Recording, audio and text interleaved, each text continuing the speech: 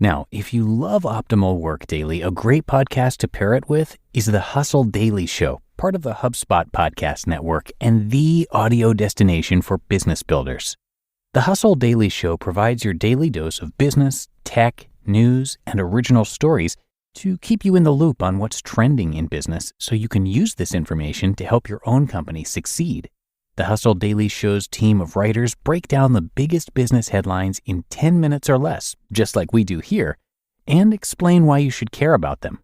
They'll also do deep dives on topics like a man who won the lottery 14 times and why it's nearly impossible to buy an original Bob Ross painting. I checked out a few episodes of the Hustle Daily Show, and to me, it felt like one of the most fun and streamlined ways possible to get the information you need to stay up to date on current business trends.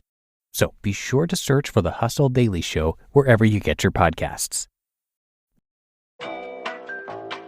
Hold music. You want to avoid it, and so do your customers. So say goodbye to hold music and hello to faster, smarter support with Salesforce. Make service more personal and agents more productive using built-in trusted AI. Then watch costs and wait times drop and satisfaction soar. Support customers in a whole new way with Service GPT. Learn how at salesforce.com/servicegpt.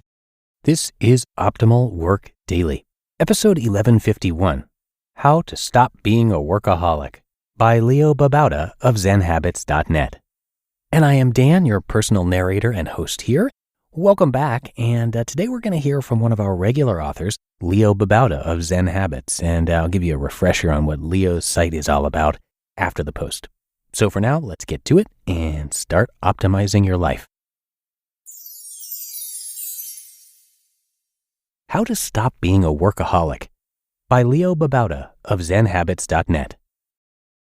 Reader Carolyn recently asked, how can an achievement-motivated workaholic learn to back off, relax, de-stress, and feel good about doing it?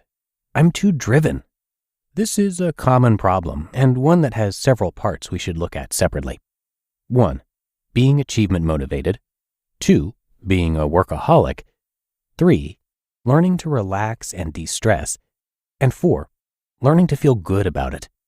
Let's start by saying that there's nothing inherently wrong with work. It can be fun, exciting, fulfilling, and rewarding. I love my work in a way I never did for most of my life until a few years ago. And work is one thing I live for, that I jump out of bed each morning to do. However, the reader recognizes that there's more to life than work, and that relaxing is important, and that stress is a major problem. When work takes over your life and causes problems with your relationships, health, happiness, then it's time to step back and figure out a better way. Each person needs to figure out what that better way is, and I can't offer one solution to fit all. But here are some thoughts on the 4 parts of the problem outlined earlier. 1. Stop being achievement motivated. There's nothing wrong with achievements or being proud of them. It's a natural thing to feel good about what you've accomplished. But it shouldn't be the only thing that motivates you. What's a better motivation? Doing things you love, creating something great, being with people you love. Doing things that are exciting. If your work is something you love, something that excites you, that's great. You're better off than most, actually. But there's gotta be more. What else gives you joy? Do you have hobbies you love? Do you like doing anything outdoors? Do you have family members or friends you love? Figure out 4 or 5 things that truly make you happy and excite you. At least one of them should be a person or persons, and one of the others must be non-work related. You need some balance in your life. Get excited about these things and be motivated by your love for them. If you have a spouse and kids, for example, let your life be motivated with the thought of spending time with them. 2. Stop being a workaholic. What's a workaholic? Someone who overdoes work. Long hours. Can't stop working even at night. Obsessed with work to the detriment of other parts of his life. If this is you, you might need help, beyond the help I can give you in an article. You might need to reach out to family members, to a therapist, to a group, online or off. There's no shame in this. Sometimes this is what's needed to conquer an addiction. But if you aren't so far gone, you might be able to implement a few steps to stop working so much. First, stop working after a certain time, say 5 or 6 p.m. Make this a hard line. Tell your office not to call you after this time, and don't take your work home. Once the clock hits this time, you're done for the day. The rest can wait until tomorrow. Second, don't check email or do other work-related communication after this point. Turn off the BlackBerry or iPhone. Even turn off the computer at home and do something else. Also, don't take your mobile devices to non-work events such as vacations, your kids' activities, family parties, and so forth. Third, schedule other things into your life. Exercise with a friend after work. Make dates with your partner. Take your kid to soccer practice. Set aside time for a beloved hobby. These things will stop you from working. This should be good to start you out. The other steps are coming, but for now, focus on these 3 things and be firm about them with yourself. No exceptions. 3. Learn to relax and de-stress. This should be the easiest step. It's fun after all, but for many people, it isn't. There are many ways to relax and de-stress, but we'll just touch on a couple of points. First, take it in small steps. If you have a hard time relaxing, you don't need to take a whole week or a month to do it at first. Later, you might want to try this. But for now, just try it in 10 or 15-minute increments. You'll get used to it and be able to do it for much longer. Second, schedule a physical activity just about every day. This could be walking or running, or cycling, or swimming, or playing basketball, or soccer, or whatever. As long as you're doing something, preferably outdoors if weather permits. Again, just start out with 10 or 15 minutes a day. It might take some experimenting to find an activity you enjoy, so feel free to try out different things. Third, schedule some solitude. This could be 10 minutes of reading alone, or walking quietly, or relaxing with a hot bath, or meditating. You should do it in silence, alone, with no distractions. A peaceful setting is best, without clutter or people knocking on your door. Ask your coworkers, if it's at work, or family members, if at home, to please help you out and respect this time of solitude. Slowly stretch it from 10 minutes to 15, 20, 30, and so on, until you have 45 to 60 minutes a day. And 4, learn to feel good about it. This step is hard to comprehend for those who love relaxing, but for those who have a workaholic mindset, feeling good about relaxing can be tough. This takes a change in mindset. We have to stop thinking that hard work is the only virtuous way. Sure, hard work is good, but so is being lazy. So is relaxing. We need to give ourselves permission to do this and to feel good about it.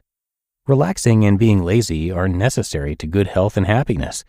Our bodies and minds need to recuperate each day and week, and if we don't have this downtime, eventually something will go wrong. We'll burn out, ruin our relationships, have deteriorating health. So think of it as a necessity and a good thing. Do things that are pleasurable. Forget about all the things you have to do and really be in the moment as you do them. Focus on how enjoyable the activity is and how great you feel. Breathe deeply and feel the tension leaving you. Give yourself time. It takes time to learn to enjoy relaxing. You'll adjust, slowly, gradually. But you need to do it in small steps and block out negative thoughts and thoughts of work. Let those thoughts go and focus on what you're doing now. This transformation won't happen overnight, but it can happen, and it'll be great. You just listened to the post titled, How to Stop Being a Workaholic by Leo Babauta of ZenHabits.net. Labor strikes, climate change, your beat-up office printer. What do they all have in common? Come on, it's all about the money. Economics is everywhere and everything, fueling our lives even where we least expect it. If you're a fan of Optimal Work Daily and are curious to learn something new and exciting about economics every week, I recommend you listen to the Planet Money podcast from NPR. Planet Money is a different kind of world where the complex economy actually makes sense. Listeners can learn, laugh, and be entertained. And I find it to be really educational too. Money can be confusing, and Planet Money is great at providing straightforward explanations for how money is really moving in ways we're usually kept in the dark about. The Planet Money team lives to tell a good story in around 30 minutes. It's econ for the rest of us. So tune into Planet Money every week for entertaining stories and insights about how money shapes our world. Stories that can't be found anywhere else. Listen now to Planet Money from NPR, wherever you get your podcasts. Your business is buried in manual work, taking forever to close the books. If this is you, consider 3 numbers: 37,000, 25, 1. 37,000. That's the number of businesses which have upgraded to NetSuite by Oracle. 25. NetSuite turns 25 this year. That's 25 years of helping businesses do more with less, close their books in days, not weeks, and drive down costs. 1, because your business is one of a kind, so you get a customized solution for all of your KPIs in one efficient system with one source of truth. Manage risk, get reliable forecasts, and improve margins. NetSuite is giving you the power of having all your information in one place, helping you to make better, more driven decisions as a business owner. Everything you need to grow, all in one place. And you really can't put a price on the power and efficiency that comes with having all of your processes streamlined like this. This is truly an unprecedented offer. Right now, download NetSuite's popular KPI checklist, designed to give you consistently excellent performance, absolutely free at netsuite.com/startup. That's netsuite.com/startup to get your own KPI checklist. netsuite.com/startup. And thank you to Leo. His site, Zen Habits, is all about finding simplicity and mindfulness in the daily chaos of our lives. It's about clearing the clutter so we can focus on what's important, create something amazing, and find happiness. And it's got over 1 million readers and was named one of the top 25 blogs by Time magazine. And if you enjoy his work, come check out our other shows where we narrate more of Leo's content, since he writes on so many different subjects. You can find all of our shows by simply searching for Optimal Living Daily wherever you get your audio, and then hit subscribe or follow in the podcast app that you're using to get all of the new episodes daily. Or you can come by oldpodcast.com, that's oldpodcast.com, to see all the shows we have, plus more content. But that's going to do it for me today. Hope you're having a great weekend if you're listening in real time, and I will see you back here tomorrow for the Sunday show. And that is where your optimal life awaits.